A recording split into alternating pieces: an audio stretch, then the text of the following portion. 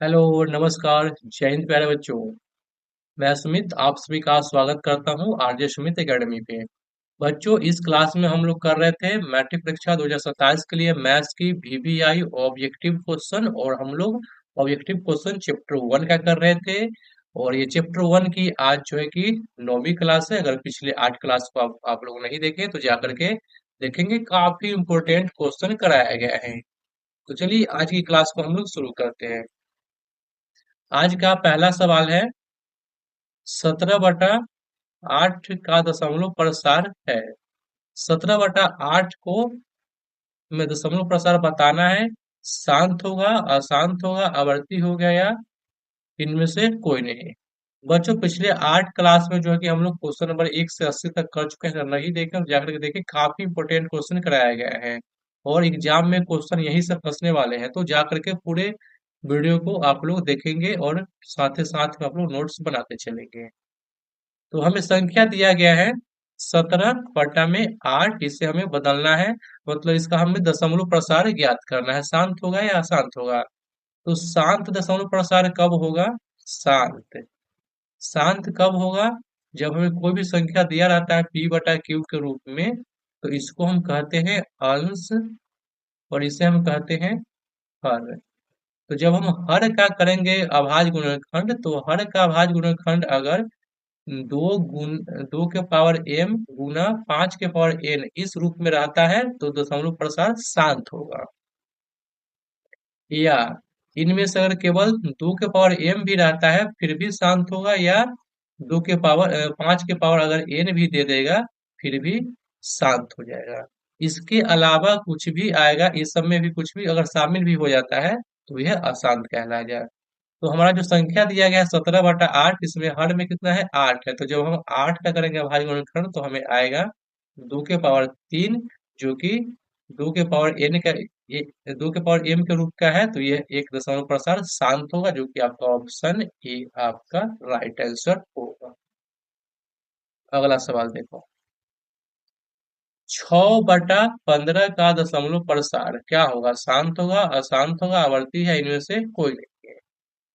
तो हमें संख्या दिया गया है 6/15, इसमें हर में क्या है? 15। तो हमें 15 का करेंगे अभाज्य गुणनखंड, तो आएगा 3 × 5। देखो, अगर केवल 5 रहता तो शांत होगा, लेकिन अब 5 के साथ 3 शामिल हो गया, तो अब ये अशांत बनेगा। तो आपका राइट आंसर क्या होगा? Option B. अगला क्वेश्चन है कि 3/8 का दशमलव रूप होगा। हमें 3/8 को बदलना है दशमलव रूप में, यानी हमें दशमलव का भाग करना है। तो 3 में हम भाग करेंगे 8 से। कैसे? तो 3 में भाग करना है 8 से, तो 0 से लगाओगे 0, 3 दशमलव लगेगा तो आएगा 0, और 8×3 = 24, घट के आएगा 6, 0, 7×8 = 56, घट के आएगा 4, 0, 8×5 = 40। यानी आपका राइट आंसर क्या हो जाएगा? तो राइट आंसर हो जाएगा ऑप्शन ए, 0.375। नेक्स्ट सवाल, 13/125 का दशमलव प्रसार कैसा होगा? तो शांत होगा, अशांत होगा, आवर्ती होगा, इनमें से कोई नहीं होगा। संख्या दिया गया है 13/125, तो हम करेंगे हर का अभाज्य गुणनखंड। हर में क्या है? 125। 125 का जब हम करेंगे अभाज्य गुणनखंड, तो क्या आएगा? 5 के पावर 3 आएगा, जो कि 5 के पावर n के रूप का है। तो यह एक कहलाएगा एक शांत दशमलव प्रसार हुआ। कैसा? तो शांत हो जाएगा। अगला क्वेश्चन है, 29/343 का दशमलव प्रसार कैसा होगा? शांत होगा, अशांत होगा, शांत आवर्ती होगा, इनमें से कोई नहीं। संख्या दिया गया है 29/343। तो हर क्या है? हर दिया है 343। इसका करेंगे जब हम अभाज्य गुणनखंड 343 का, तो क्या आएगा? तो 7 के पावर 3 आ जाएगा। 7 के पावर 3, और 7 के पावर 3 है। शांत कब होगा? जब 5 के पावर n हो, या 2 के पावर m हो, या दोनों का गुणनखंड हो जाए, गुणनफल।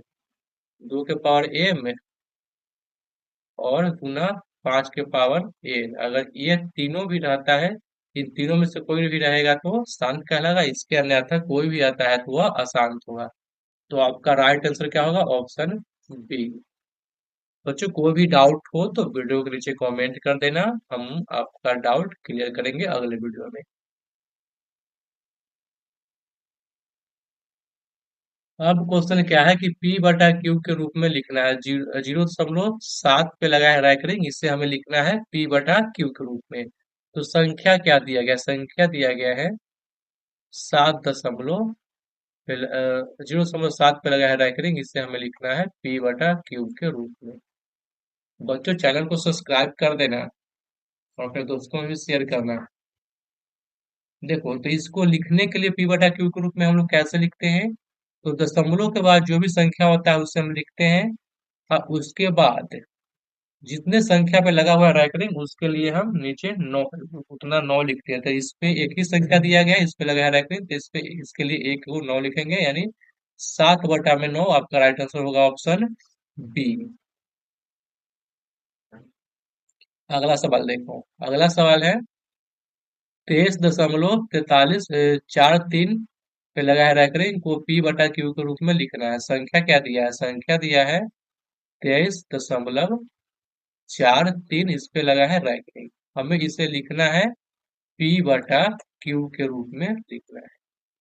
तो क्या इसको हम ऐसा लिख सकते हैं? 23.043, इस पे लगा देंगे रैकरिंग। इस फिलहाल इसको तो जैसे कि तैसे छोड़ दो, अभी इस पे ध्यान दो।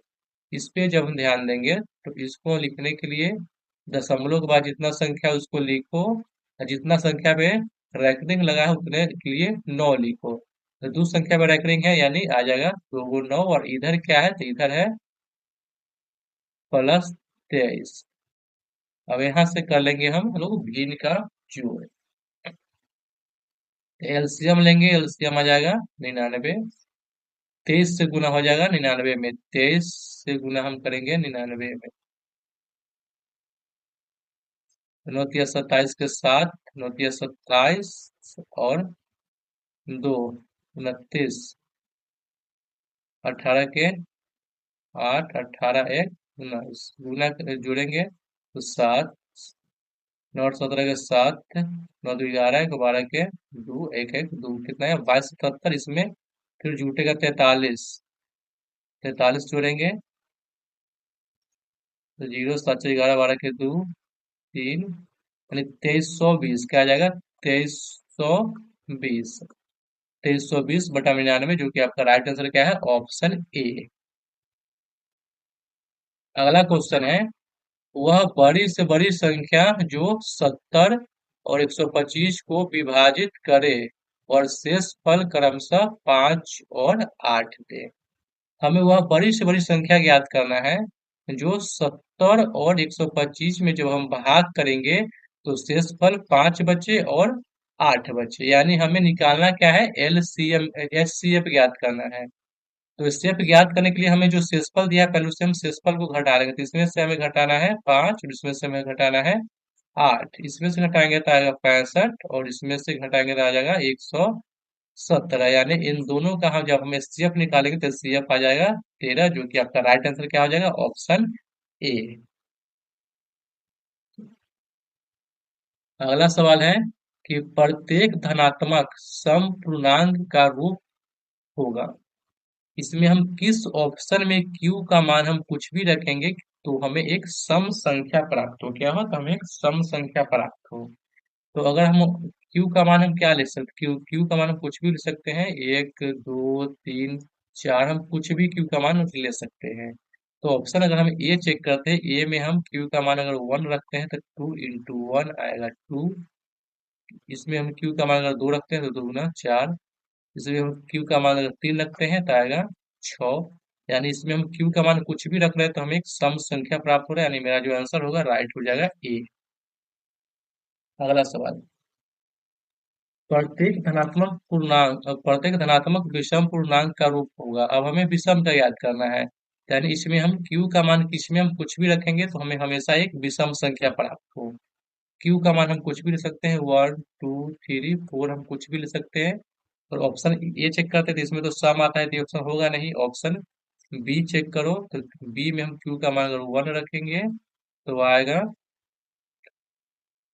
2 इंटू टू प्लस 1 तो आ जाएगा 3।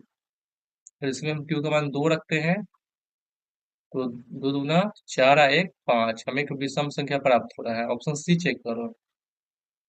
सी में है टू, क्यू का मान 1 रखते हैं -1 तो 2 इंटू वन -1 आएगा 1। 2 इंटू टू 2 इंटू टू -1 4 -1 आ जाएगा 3। तो इसमें हम कुछ भी में रखेंगे, इसमें मान हम कुछ भी रखें तो हमें एक विषम संख्या प्राप्त हो रहा है। यानी मेरा जो राइट आंसर होगा ऑप्शन बी और सी, यानी ऑप्शन डी आपका हो जाएगा करेक्ट राइट आंसर। कुछ भी हम इसमें हमारा रखेंगे तो हमें एक विषम संख्या प्राप्त होगा। तो ये था आज का 10 वीवीआई ऑब्जेक्टिव क्वेश्चन, जो कि काफी इम्पोर्टेंट था। और इससे आगे जो हम करेंगे अगले वीडियो में एक आध कुछ और इम्पोर्टेंट क्वेश्चन बचा हुआ है तो उसको हम अगले वीडियो में करवा देंगे। तो आज का सेशन कैसा लगा कमेंट कर आप लोग बताएंगे कि सेशन कैसा लगा है। और